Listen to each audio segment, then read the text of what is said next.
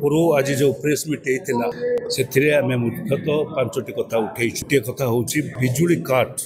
अଯଥା भाव राज्य में होपरिक मासक आम हिसाब करूँ मासक पाखापाखि गोटे दिन कटि जाऊँगी बिजुली कटुच्छी अर्थात प्रतिदिन 2 घंटा घंटाए 1.5 घंटा मिसेदेले सारा मासक भितर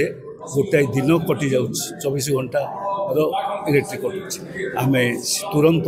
से इलेक्ट्रिक कटिवा बंद हो अघोषित विद्युत कटिवा बंद हो मीटर बसवाई स्मार्ट मीटर बसवाई जो जिदी धरती टाटा स्मार्ट मीटर बसु आमर किसी आपत्ति ना स्मार्ट मीटर समस्त क्रय दर किणवा दर टाटा ही दब तार कारण हूँ कौन लोक विक्रेता तार जिनिस बिक्री कला बेले कहे ना मत ये दियो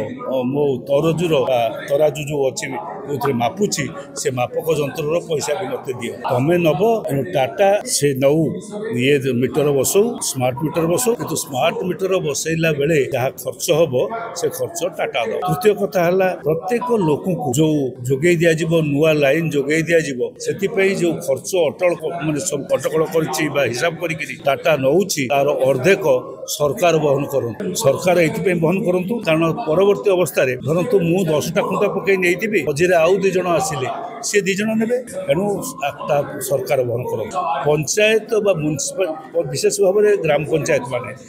रास्ता घाट गाँ गहल जो इलेक्ट्रिक जालुंट पानी